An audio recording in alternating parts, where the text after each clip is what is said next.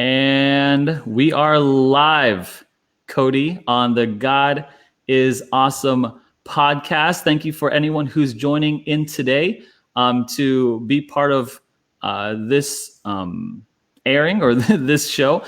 We just want to thank you. If you're coming in live on Facebook, we want to thank everyone who's coming in and watching us live. If you're listening to us on Spotify or any replays, be sure to give us a little love. Like this video. Give us a hashtag Go Cody if you're tuning in live, or if you're watching in the past, hashtag replay.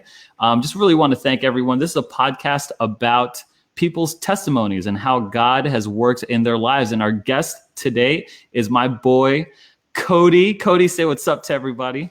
What's up, guys? How y'all doing? We are super happy to have you here today. And like I said, this is a podcast about, if you like hearing about God's work in people's lives, about their testimonies and how God has saved them, then go ahead and subscribe and review the podcast and check out all of our episodes. Anyway, Cody, I'm going to kick it over to you. It is a sheer pleasure and honor to have you here with me on this interview. Tell us a little bit about yourself, where you're coming from, how long you've been a Christian, and where you started, and how God put you on the path to being saved and finding Him.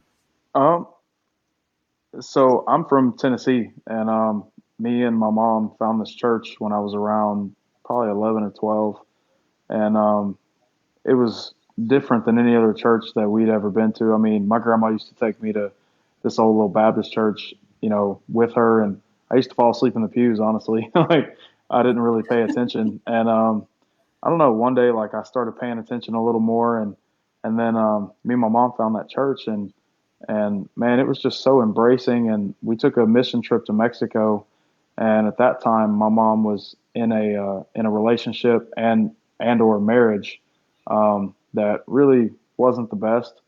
I was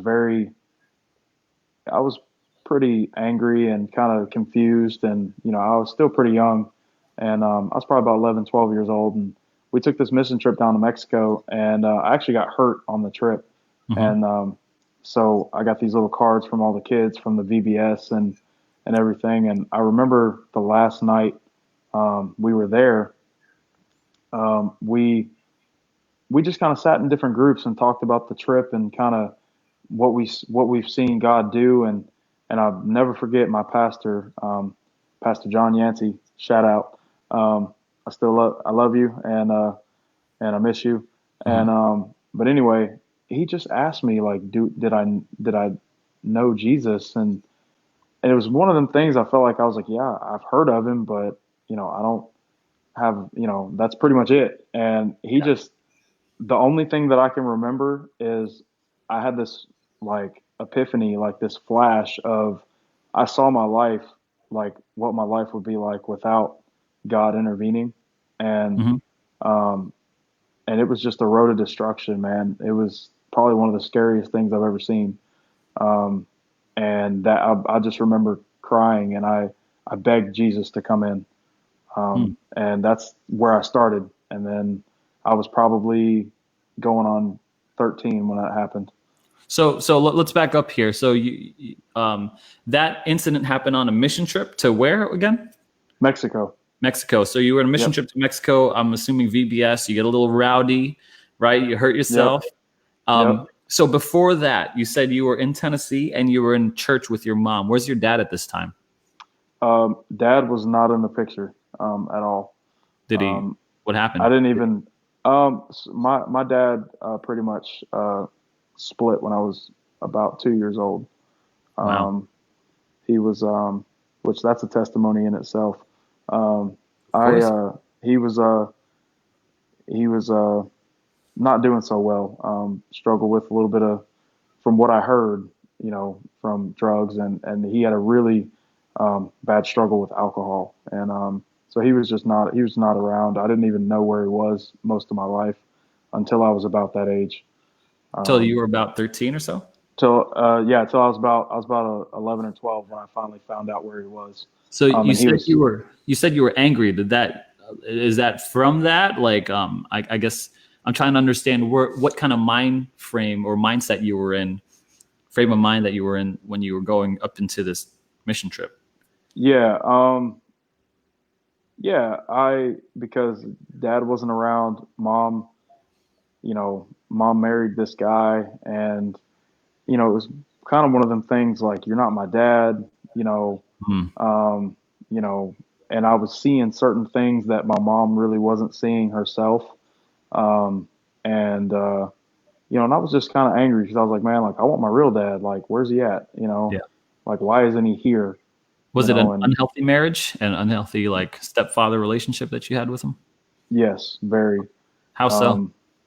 Um, he put on a good show, at Mm. first. And, then when things got closer, when they married, and then we all eventually lived together, he started showing very bad signs. Like, um, he was not, I don't want to say he was like physically abusive, but he definitely had, points of like verbal abuse. And I remember him and my mom fought one night, and, he would like hit the walls, and I heard pictures breaking, and, Hmm. and, That's scary. and he, yeah, it was pretty scary. We started seeing that after the fact, like after they were married and stuff. Gotcha. Wow. So And, he was one way when he was dating, and then when he got married and moved in, he was like this other different way. yeah, he was like a totally different person. And so when you're seeing this stepfather, this stepdad enter in, and then at the same time you're still struggling with understanding where your real father was. Yeah. And so you've got two examples of bad fatherhoods. Yeah. That's tough, man. Yeah. That's tough. Yeah. It was hard. How'd your mom handle all that? It took a toll on my mom too. How so? Because, my mom really, um, I had a few different men in and out of my life. I, she, I feel, mom, if you're watching, I love you. I love you more than anything. Um, I feel that she was struggling with being accepted and wanted and loved, and Hmm. I kind of feel like at some points she didn't want to believe that stuff was going on at first. Yeah. But then, it came to a point where it was affecting like me and hers, well-being, and even to a point like our safety. Yeah. Um, and to where she was like, all right, like we got to go. We Yeah. ended up moving. He actually kicked us out of this apartment we got, and me and my mom ended up moving back to our old apartment. Praise God that they gave us the exact same old apartment we just moved out of. Yeah. And so, yeah, it was just kind of it really took a toll on my mom too. Yeah. And we Um, all struggle with that. You know what I mean? That's the yeah, struggle of approval and being loved and accepted. I mean, it's just yeah. what we do. So you've got all this baggage. Is there anything else like that you're kind of carrying along with you? Bad Um, relationships as father figures in your life, and stressed out relationship with your mom. yeah. Yeah, like me and my mom have always had a really good relationship. We had a rough patch when I hit a teenager because, I thought I knew everything. Yeah. You know what I mean? But me and her have always been close, and it was always just me and her. Hmm. Um, and I guess, I mean, I don't want to jump ahead too much, but I was really, I was struggling with, my identity because I didn't have a dad really showing me how to do things, especially growing up as a boy, or Yeah. even becoming a man. Like, I didn't even know how to change my own oil until I was like 21. Sure. You Yeah. know what I Still mean? don't. And I still don't. like different things that I kind of looked at as far as like what a man is supposed to be, Sure. Yeah. You and didn't have so like that guide, right? Like, yeah, and I kind of, I guess where my identity struggled was, um, was that because I felt like I had to prove myself. I felt like mhm. if the better I performed, and I'm talking, I played baseball since I was 4 years old. Never missed a season.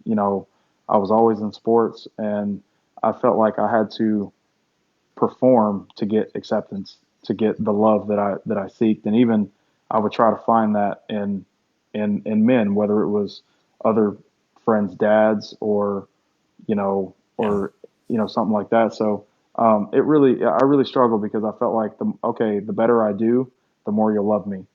Right. And that You was know, your own struggle with being loved and accepted too, kind of like your mom. yes, I Mhm. struggled with that for a long time. So we're up into the mission trip, and you get hurt. Yep.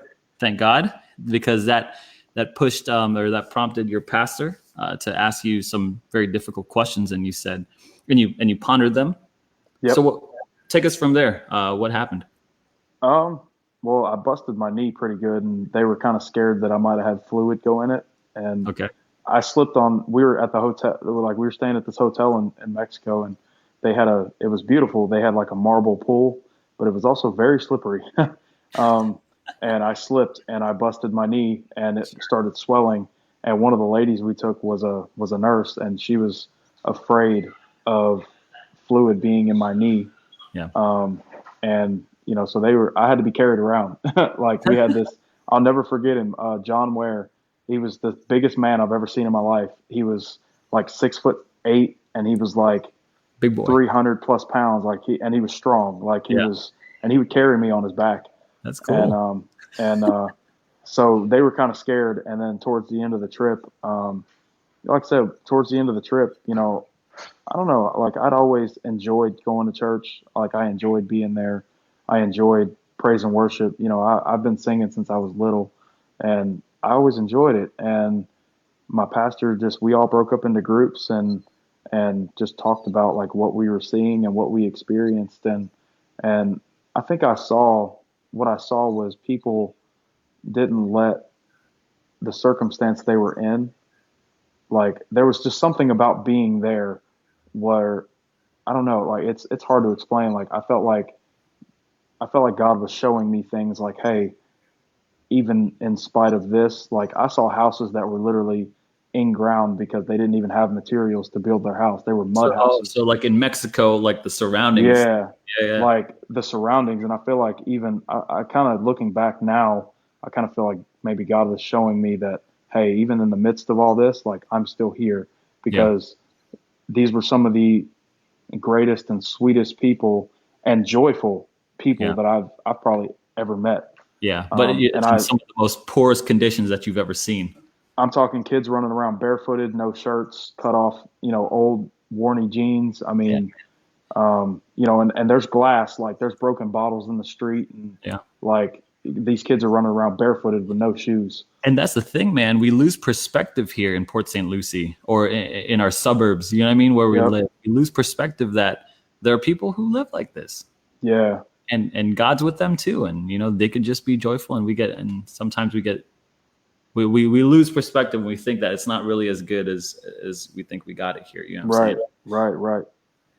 Yeah, I mean that's So important. So you've got that as a younger kid, you got that lesson lodged in you, or at least that example. Do yeah, you think you were saved then, or was that just the start of that was honestly that was when I asked Jesus to come in because when I saw that road, yeah, that path of destruction, um, and it was just like not even just destruction, it was just pain and heartache and just things that you would never want to feel like mhm, or even want to go through, and I remember asking Jesus, I'm like, Lord, please don't let me go down there. Like I need you and I want you, this is and I your remember. the vision in the future that you thought, like, that you said. Yes, like this is what, like when my pastor was sitting down asking me these questions about Jesus, Mhm. that was all of a sudden the next thing I remember is seeing this vision of the road uh, that I was close to going down. Interesting. And I think a lot of it had to do with me not really knowing who I was, like me struggling with my identity and also with my anger, with the anger that I had inside of me, When you where like say identity, what do you mean by that? um like oh man, it's kind of like now, like I felt like I always strived to see myself through other people. Like I always cared so much about what other people thought of me. Mm, it was almost like I had to look at myself through them. mm, And, and, and now looking back, and even, sometimes I still get that a little bit, and yeah. God's like, hey, no, no, no, no, no. Look here, look right Yeah. here, look at me. And, but yeah, I always had to have that acceptance from other people, Yeah. and I would look to them to see who I was. Yeah. And it's You try almost to get their point of view of how you are looking right now. exactly, Yeah. Yeah. exactly. That's tough, man. And then that puts a burden on you, and then you get angry, Yep.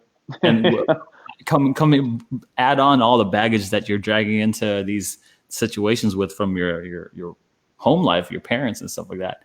I mean, that's just a big mix of like a lot of trouble. Um, Yeah. You so know, yeah, sorry. no, no, go ahead, bro. So Go ahead. after the mission trip, how'd you get to being homeless here? You said that you were homeless and that God delivered you or was with you Yeah. then. So I'm gonna just kind of paraphrase and fast forward. I Sure. wasn't really homeless um, until probably my senior year of high school. Oh, Um, high school. yeah. So like I was saved and I walked. I was always active in youth group and everything like that, but with, I was still struggling with home life and just with who I Sure. was, and Yeah. even trying to carry all my baggage. And Yeah, that stuff doesn't just go away when we're saved. We still Yeah, got to yeah. deal with it. So, Yeah. I was still dealing with a lot. And so pretty much long story short, me and my mom moved down to here to Florida when I was about just going on 14. And she got out of that marriage and just the whole setup. We moved down here and still struggle with home life because we brought my dad down, and my dad was still really struggling with alcoholism. And Your real dad or my real dad, okay. economy crashed and just things got hard, and we all ended up in the same house. And it was just hard. I struggled a lot with home life, and even um, and so eventually I was going on my senior year, and I pretty much ran away. Like I used to be called a runner. Um, I told my mom, I was like, I'm going to go back to Tennessee. I don't want to be down here anymore. So I went up to Tennessee, and I was supposed to stay with family members, and then they ended up telling me, we can't keep you here, so you're going to have to find someone who will let you stay with them. So I had an old friend of mine that were like, hey man, like it'll be like old times, and you know, yada yada yada. Somebody I grew up playing ball with, and he was one of my best friends, and we struggled because it wasn't like old times. I was sharing his space. He was sharing his space with me, and we butted heads. And Mm, not to the point where like we didn't fight or anything, but it got to the point where his mom was like, hey, like she messaged my mom and was like, hey, like I don't think Cody can stay here anymore. And so I ended up from there, and this went on for quite a for a few years. I just kind of I bounced around, and no I'd stay kidding. in Huh? I'd stay in places, and eventually until they would tell me, hey, like you got to leave. And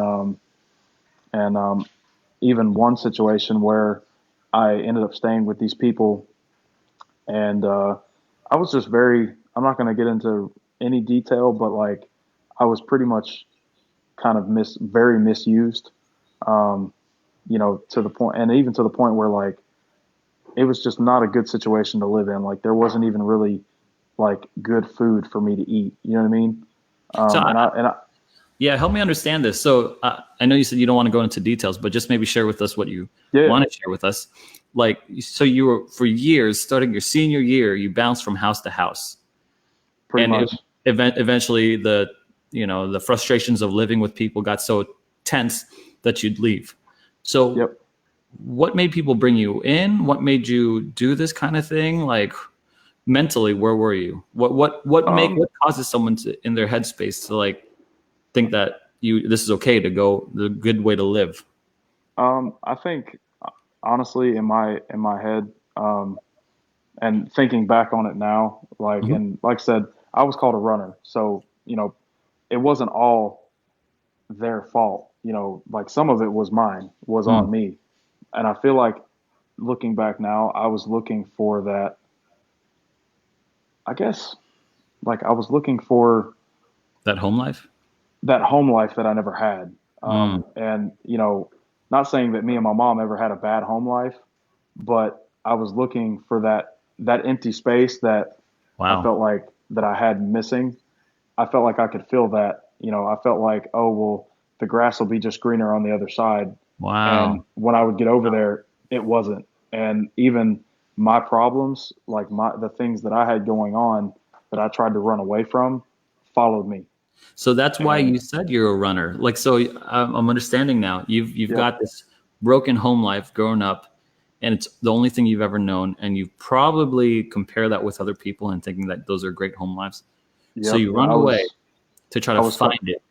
yep, And then when someone's not ready to, like, these are just people, right? We're all humans. We can't to have that, to have the responsibility to giving you the home life you never had or giving you the stable home that you never had. It's a lot. And so there's frustrations that occur. And so you yep. just keep running from house to house or person to people, family to And family, and accepted.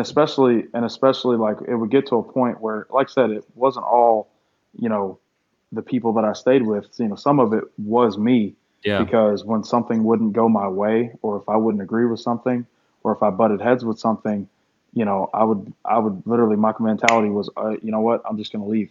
Yeah. Um, and so like there was a few situations where it wasn't my fault, but then there was Mhm. also situations where it was my fault. Sure. And And it I takes didn't a want to lot be, to like accept that, right? Like yeah, it's like, yeah, I messed up here.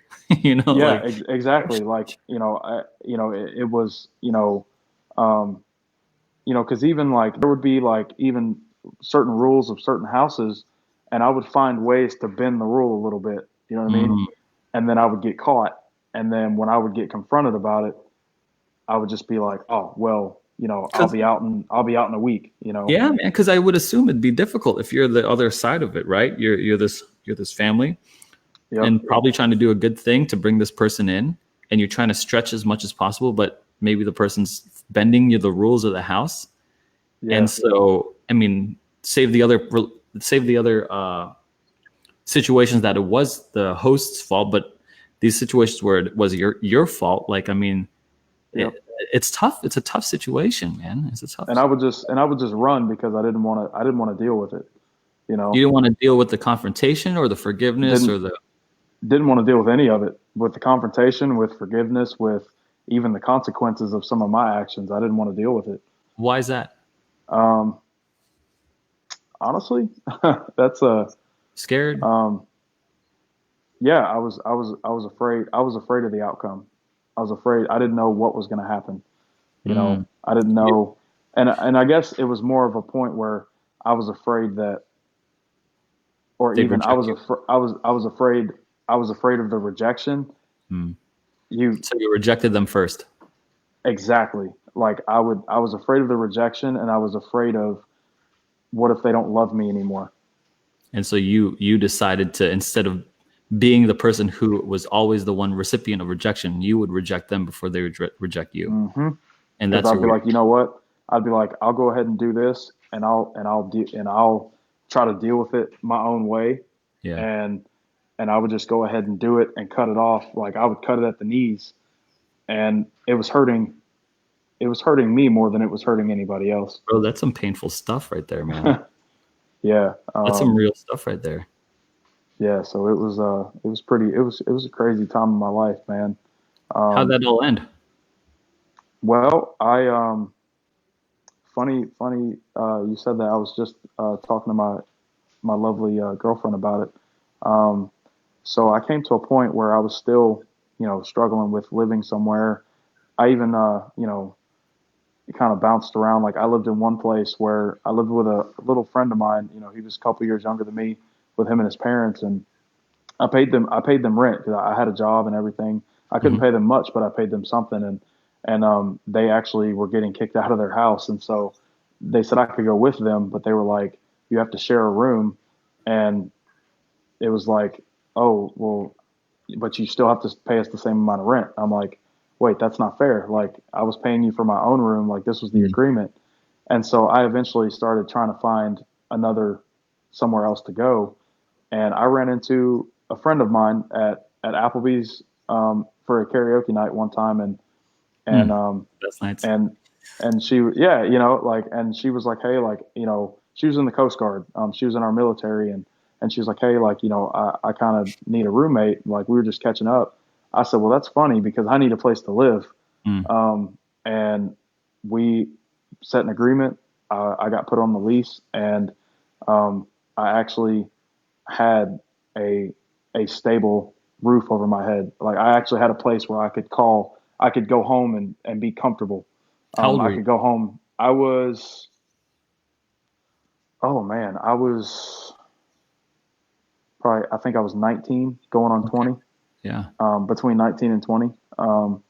And so yeah, I had a stable, you know, I had a stable home life, you know, fine. Like I had my own, I could go home, I could chill out, you know, I didn't have to worry about, somebody kicking me out or, Yeah. You you know, weren't a guest somebody, anymore. You nope, were, this is my home. this is my home. Like I paid my share. And, Yeah. it's funny because I used to go to this thing at Lipscomb University, called Summer Celebration, and it's like a spiritual, you know, it's like a workshop, you know, and they have classes you can take. They have stuff for the youth. Like it's a really good event to go to. It's like 2 or 3 days, event. And I went with my friend Brian every year. And that year we went through this thing where it was almost like, um, I don't want to say it was like the gauntlet, but it was like there were stages that you went through and you went one at a time. And it was literally intimacy with God. Hmm. And so you went to these different stages, and there were two stages that I'll never forget. One stage was, um, the first stage I got to, which really I still have there was a bowl of ping pong balls. I still have the ping pong ball because they had sayings on them. And the station, like the part that I was in was things to thank God for, things to be thankful for. And it was random. Like I just said, you know what? Like I'm just gonna reach in and grab it, you Hmm. know, like without even, no questions asked. I kind of turned my head, reached in, grabbed it. And, I turned the ball around and it said a place to live. And I had a picture of a house on it. I still have the ball. Dang, I'm, man. and that where that, I think that was one of my first actual, like God speaking to me, like, hey, I'm right here. Yeah.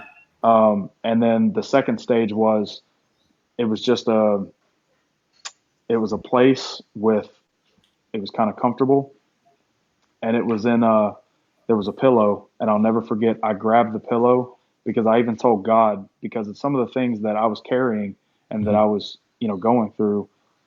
I told God, I was like, I don't feel like I deserve to even be in front of you. I don't even deserve to be in your presence because Hmm. I'm so filthy. Like I'm nasty. Like I mess up all the time. And I'll never forget. I laid down and I just gripped the pillow and I laid flat on my face, like didn't move, um, because I'd already just had him speak to me like, "Hey, I did this. You know, a place to live. I did this." Yeah. And I remember I gripped the pillow and just laid on my face, and I wept and I wept and I wept.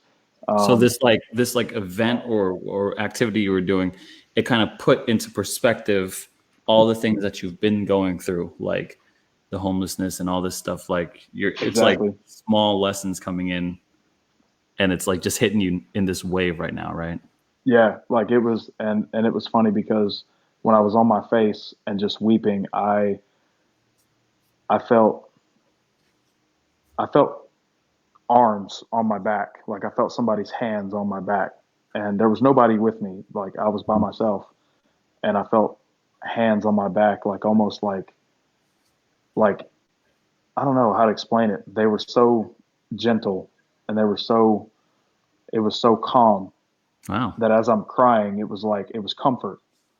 Hmm. And so yeah, that's kind of how I got out of that. And then, um, you know, I still kind of lived like here and there, like that struggle didn't fully go away, but as time went on, it got better, and I got better about actually dealing with, like when confrontation would come or something would come up, or even when I would be wrong, I got better at kind of dealing with being wrong, actually saying, hey, like, my bad, like this is my fault, you know, and eventually the living situation got better. Yeah. So yeah. That's awesome. So tell me about this life-changing car incident that, like, what happened Yeah. there? Um, so it was 2 years ago. And, I've been back here in Florida for about 3.5 years now. Hmm. And it was 2 years ago in Port St. Lucie, on March 20th. Um, I ran a stop sign and I was T-boned by a truck doing about 50 miles an hour. And he Dang. hit me on my driver's side. He hit me right where I was sitting. And, and he pushed me into this man's front yard. I was in a neighborhood and I was trying to get to my friend's birthday, but I was trying to find a Dollar General, but I didn't know where I was. So I had Dollar General in my GPS, and it told me to go straight, and I went straight, and I did not see the stop sign, and wasn't on my phone. I wasn't texting. I had my phone in this little compartment that I kept it in, and my maps was playing through my Bluetooth in my car, and I'm not boasting because it was materialistic, but I had this car for like a month. It was brand new. I was trying to get established, being an adult, like I'm trying to build credit and doing all that stuff. Oh, yeah. And so I ran the stop sign and I was hit by a Dodge Ram doing about 50 miles an hour. And he pushed me into this man's yard, and yeah, and it was just, that was probably one of the most traumatizing things I've ever been through in my life. So why was it traumatizing, and where was God in all that? Well, it was traumatizing because I've had a couple little, like, I think like two other like little fender benders, like I'm talking minor, Hmm. but this was like, looking back, and even when I got out of the car, I called my big brother Shane. Shout out to Shane White. I love you, dude. I called him and I told him where I was, and I was just like, dude, you got to get here now. I just wrecked my car. Um, and I'll never forget, when he got there, I don't know if I ran, walked, or speed walked or something. I know I just tried to get to him as quick as possible, and I hugged him and cried. Mm. And my boy Shane is like an old, he's a straight up dude. Like he's, you know, from the streets, sold out for Christ now. Like, you know, he's one of the best men I've ever known in my life.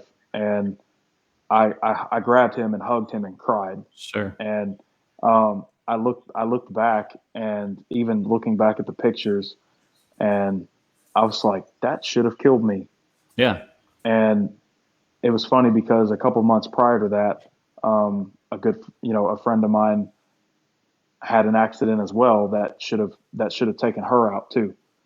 And we're all, and it's funny because we were all like either worship leaders in worship, you know, like we were brothers and sisters in Christ that this was happening to, and we're like, man, we must have really ticked the devil off because he's trying to take us out, you know. And like that was our mentality. Like we're like, Yeah. yo, like he's trying to take us out. Like, Sure. and somebody told me like they're like he's like the devil's not just trying to stop you, he's trying to kill you. And I'm like, yo, like what? Like what is going on? So it was crazy. And so the accident happened, and I think it was the night of. It was either the night of or the night after. I had a dream, and the dream was a total reenactment of my accident. It was like I was there again, and except I was watching me from the back seat. And so I'm driving, and the truck hits me. And when the truck hits me, there was light flash so bright that I had like me, in my like in the dream, like I had to cover up because I couldn't take it. Um, Light flashed when the truck hit me, and out of that light, I saw two arms go from window to window, like stopping, because I wasn't crushed in my car. That's wild. I actually crawled out, and I walked away with bruised ribs and a headache. Um, it That's was wild. like it was like this being in my car, which I solely believe, and I will preach this till the day I die, that it was Jesus, because he stopped that truck from crushing me. Sure. And so light flashed, the truck hit me, the light flashed, and the two arms went from window to window. And I'm like, who the heck is in my car with me? Yeah. And that was God again showing me, hey, I've been right here the whole time. That's crazy, Like, man. up front, personal, like I was right here with you Yeah. the whole time. Yeah. And I woke up and I bawled. I cried and I cried and I cried. It's like you're getting these, like you're living these life lessons out, and then afterwards, God shows you what He was doing. Like when you Yeah. were going through all that, the homelessness, that He shows you what Yeah. you've always been here, or I've always been here. And then like you go through this accident where you almost die. You should have, by all rights, should have died. And then He's like, you know what? I was protecting you this whole time. Yeah, because like growing up, like I always thought God was this distant, like I believed in God, like I Sure. believed like he was real, but I always thought he was this distant, like off in the distant sky, like in another universe, but he had the power to come down, and his powers could come down whenever he wanted. Like Hmm. that's who I thought God was. Like I thought he was this distant being, like way off in the distance. And you know, and I even went through those times in my life where, even like the time of being homeless, like, and struggling with who I was, like, I was like, God, where are you? Yeah. Like, I don't hear you. I don't see you. I believe in you, but why? Because I don't Right. see you. I don't hear you. Like, I feel like you're so far away. Like, I can't get to you. Yeah. And I feel like even that, like, he was like, dude, he was like, baby son, baby son. I kind of feel like he talked to me how I would kind of talk to, my, my kids So here, you're like a little like kid. baby, or like baby or son or For sure. whatever. Like he's just like, yo, like I'm here, like I'm Yeah. right here. It's interesting because like all the other like religions and stuff like that, a bunch of whole other religions believe, and this is a this is a part of aspect of God, that He's like so far beyond us and above us, which is true, right? Like He's so much more Right. powerful and beyond us. But what's also true is that this transcendence is He's way out there, but He's also like imminent. He's also like right here with us. Like that was the Exactly. whole point of like the incarnation, right? When He came to this earth, like He came to be with us, like Emmanuel, God with us. And that's super. That's like so part of it. And that's probably what like a lot of it was with you. Like when you were growing up, you understood Him to be out here and far and powerful.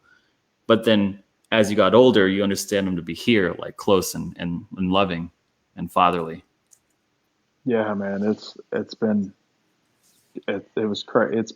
crazy. And and even now, like he never. I think since those times, like, and especially as I'm getting older and just growing more mature in my faith every day, like, it's he never stops. He Yeah. never stops doing it with not only me, but like with anybody. Hmm. It's just like almost like, do you actually want to, like even me, like I was like, came to a point where you make a choice whether you actually want to see him show up. You know what I mean? Like, do you really want to see him show who he is, Yeah. and not just off in the distance, but like right here. So And he just, what are you doing? What are you doing with all of it? You know, I mean, like, where are you going from here? Like, you're living life. You're saying He's continually maturing you in your faith. Where does God where is God taking you, or where do you feel like God's taking you? What's the future hold for Cody and God? well, I did get a word from my mentor, Jason Mittler, last year, and from a couple other people that they've all lined up with each other. But I really believe that he's going to use my voice and my music, and even me, just whether I'm leading worship, or even not even leading worship, but even being down in the crowd, just like giving everything to him. Like, but I was told the word that I was told that God was going to give worship to me. Hmm. And I still hold on to that, and I still try to, you know, put myself in check. So like being I'm not being who Cody wants to be, like, Sure. or not going where Cody wants to go, like where I want to be, where God wants me to be. And even to a point where like I stepped down from from worship for a little while, just to just so I could be in that place where he's kind of had me in this place where he's like, look, I want you to rest. Mm-hmm. Like, I just want you to rest, and I want you to come sit with me. And so, he's like, I put myself in check because, I have that ego, or, that like, oh, I want to be up there. Like, I've got the skills, I've got the talent, you know, I want to be up there, but it's also like, okay, hold up. Like, does God want me to be up there right now, or does he want me down here? So for those of us who are listening, Cody has an amazing, amazing voice, and he's an amazing talent from God that God's given him to use either now or in the future or whenever God calls him to use. But just so you guys know, we'll be putting like links in the description for if you want to listen to some of Cody's tracks and stuff. I'm not going to ask Cody to do anything now on live or anything, but definitely check him out. And what he's doing, what he's creating. Give us a plug really quick. Where can we find your stuff? I have one song that I released back in January, Okay. called Mama's Promise. And Gotcha. it's on SoundCloud, it's on YouTube, and it's under Cody Lynn. Lynn is my first middle name. So, so yeah, you guys can find it there, and SoundCloud. I mean, it's free download. I just want people to hear, because even, like growing, like, I don't mean to backtrack real quick, but like even growing up, like, my mother's always been a faithful woman, and she's instilled these things in me, like, of who God is and what she's always believed. And I thank God for that, because I looked through my scrapbook the other day that she gave me, and I did something in like third grade where it was like Thanksgiving, what to be thankful for. And I wrote, I thank God for my life and for who he is. And like, I was like in third grade when I wrote that, and I didn't even remember, like, and so it's called Mama's Promise because I wrote it. I went through a pretty traumatizing time last year with me and my family. My dad, my grandmother on my dad's side, my dad lost his mom, and then we lost my grandpa 38 days later, her husband. Man. And so it was pretty traumatizing. But I wrote that song out of that, and even in the beginning, me telling God, me trusting God enough in who he is, me telling him like, hey, I'm not okay right now. Yeah. So it was yeah. a song out of pain and sorrow. Yep. Pain. It was a song out of pain. And it was also a song of me going back to what my mom and even a few others instilled in me growing up. Gotcha. But It's mainly, called Mom's Promise. Mama's Promise. Yep. Check it out, guys, on SoundCloud. We'll links to the description. I want to ask you one last couple more things before you said some things that were interesting. You said you stepped down from worship because of an ego, or you're not sure if it was ego or yourself or God. I mean, what was that like? What do you mean stepping down from worship? And if you guys are new to like what worship is, it's leading the church in songs up on stage. And so walk us through your mentality with that. I stepped down, honestly, because, sometimes, like, obviously, like, I mean, I love like being on stage, and I love worshiping. Like, I love singing. Like, it's my passion. It's my dream, but I also, I got so burnt out, where I was giving so much, you know, that I just, I wanted to receive. I needed to get filled back up. Yeah. And God even used my mentor, you know, who's been with me since I was a teenager, since I first got to Florida. And, so it's been almost 12 years now. And it's like, even used him to tell me like, hey, like, I just want you to rest right now. Sure. You know what I mean? And at first I wouldn't listen. And so it kind of, I was still like being on stage and leading worship and helping lead worship, and things like that. And finally just got to the point where it just didn't feel right. My heart was not in it, Yeah. Why do you think so? Was it Um, just overused? it's, Did you see it as a job? Did you forget that you're yeah, working to lead people that cry? Like what was it? it started feeling more as a job than as something that I genuinely loved, you Mechanical. know. Yeah, it started feeling more mechanical, Mm. and just my heart just like was not, my heart, it's like my heart was like not in it. Like it started being so mechanical that I started losing that, that love, The love because for God. honestly, like with worship, like I, for me, like, I mean, I pray, I talk to God, and I journal sometimes when I remember to, Yeah. um, and everything like that. But worship, I feel like, is where I meet God in the middle. Mm. Like it's me and God, and it's literally, for me, it's just the best way that I know how to tell him how much I love him. He's instilled that, yeah, in Yeah. you for sure. And that's like how you want to reply. That's actually, the Psalms, right? They wrote that to like give us words that we could praise you, right? These are Yeah, words exactly. for sure. For sure. That's Exactly. awesome, man. Well, I think it's super wise and super mature, and there's a lot of self-awareness to know, like, hey, when to step back, when to start up again. And to know, like, hey, you know what, I might be running a little dry here.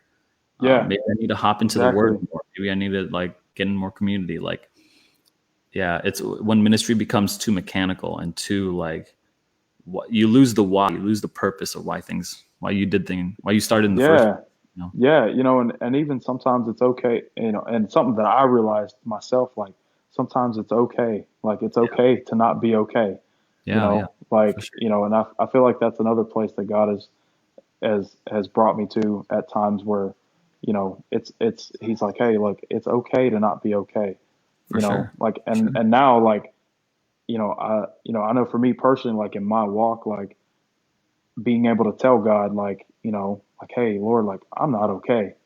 Yeah. I want to tell you what's going on, but like, I want to tell you where I'm coming from. And he just always comes back with, hey, it's okay. Yeah. I'm Yeah. still here. You're Yeah. still, I still want you to walk and take your steps. Yeah. But, he says, he just, it's kind of like when a dad tells you, I when a was just son about to comes to say. him and he's not okay. And, and even when I was going through, with my grandparents passing away, and, I kind of had this where if you can vision when a child sits at their father's feet, you know, or even, their parents' feet when they're not okay, when Yeah. they just want to be comforted, or even sitting in their lap and their parents are just holding them while they're not okay, Yeah. and I kind of had that same thing Sure. with God. Like I was just sitting at his feet Yeah. and just, and just being not okay, whether it was crying or, Yeah. or whatever. It seems like God as as your father means a lot to you, like more than like maybe some other people might get because of your father leaving you when you were young, because of your stepfather being abusive, because of you not having a home life. Like that seems to me like God as your heavenly father is like something special that like hits here for Yeah. you. Yeah. He's like, he's like daddy, Yeah. and even then, um, I know, we're kind of maybe running out of time or something, but he's done a work with me and my dad as well. And I Yeah. want people to know that, I grew up without my dad completely. Didn't Mm. know where he was until I was like 11, 12 years old, and even went through, struggling with him being an alcoholic, and, you know, him just, you know, going through all that, where I didn't talk to my dad for probably 5, 6 years, Mm. maybe two times. And we just did not have a relationship at all. And I Mm. was literally to a point myself where I was like, I don't want nothing to do with him, Yeah. and, and until I got to that place where God dealt with me, and he Sure. was like, and I dealt with the forgiveness. Yeah. Like I dealt with the forgiveness, and I dealt with, and even God told me, he said, hey, I chose him to be your dad for a reason. And God Yeah. told me, and God told me I don't make mistakes. Oh yeah. And so, me actually going to Missouri and dealing with my grandmother passing away, everybody kept asking me like, oh, are you going to see your dad? And I'm like, yeah, I want to, because there was things I wanted to tell him that I didn't want to tell him just over the phone. Mm. And so I got to see my dad sober. He's been sober for almost 6 years now, I think. Oh, that's And amazing. like the same time that I cut him off, was when he got sober. and continually has walked this out. And I told him when I got up to Missouri, I said, Dad, hey, before we go back into Aunt Val's and Uncle Jim's, I want to talk to you for a second. And I just told him, and this where the enemy could have come in and so easily I could have let him take over and I could have ripped him to shreds. Sure. But instead, because my pain and my anger turned into hurt because I missed him, because he was my dad. Yeah. He is my dad, and I told him, I got to look my dad straight in his face and tell him how proud I was of him and how much I loved him. And I told him that God told me that he chose you to be my dad and he doesn't make mistakes. And I want to start over right here, right now. Oh man. And so God has done a work. God has done a work in that alone, man. Like so anybody who, I just want to encourage people, man, like don't, where's it in Matthew, was it 19 where he says nothing is impossible with God? Wow. Like nothing is impossible. I never thought I'd see that day come where my dad, and it literally, my stepmom was telling me how it happened. And she said, he woke up and said, I don't want to do this anymore. That's amazing. And, that's nothing but God. Like God is always at work, bro. Like, dude, like I'm getting goosebumps thinking about it, dude, because I think back and I talk to him at least a couple times a month now, you know, like, and I'm getting better at, me and him, we just talk, You're rebuilding. You're rebuilding. Exactly. And I thank God for that, dude, every day. That's amazing. That's amazing. Well, we want to give a quick shout to all the people who tuned in to watch us. Kelsey, Cassie, Michael, David, Melissa, and a whole bunch of others. We want to thank you all. Look, before we close out, you've such an amazing story, especially about fatherhood and the break with your earthly father and then other father, and then just your homelessness, and then this whole arc, right? And then finally, God is like bringing it back together. Yep. Cody, let me ask you this last question. We finish off all our podcasts like this. Why do you think God is awesome? Man, because he's a good dad. Because we're not just some beings that he just created because he was bored. We were created for purpose. We were just created to, he loved us. And even when we messed up, he was like, he sent his own son who was him. And he was like, you know what? Like, I'm going to do this because I want my children back. And he's just a good God, man. He's a good dad because he's, man, it sounds cheesy, but he just, man, he never leaves. He never forsakes. Even when we think he does, we're the ones that actually leave and forsake. Yeah. He doesn't. He doesn't. He stays the same now, tomorrow, and even forever, and he's just, the things that he's done, and even in the last few years in my life and even in friends of mine's lives, like, it's just, he's a good dad, man.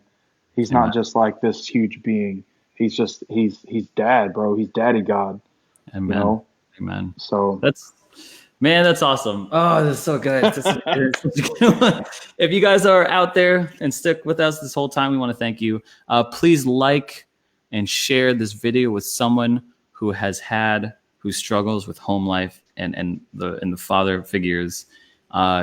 Let Cody know. I'm sure he's more than willing to say what's up to anyone. Check out his stuff on SoundCloud. You guys, just thank you guys so much for sticking with us. Cody, thank you so much for this interview. It was amazing. And thank you. And like I said, man, the people who struggle with things that I've struggled with, there's going to be people that come in your life, man, that will stick with you even through your ugliest times. And, mine was Jason Mittler, man. I wouldn't be most of the man I am without God putting him in my life. And so I just really, if you have mentors and people that love you and care about you and that want to see you prosper, man, like, don't take them for granted. For sure. Well, that's our time, guys. Ladies and gentlemen, thank you guys for joining us. Cody, it was an extreme pleasure. I really appreciate it. We love y'all. We love you, Cody, and we will see you guys next time. Man, I love you too.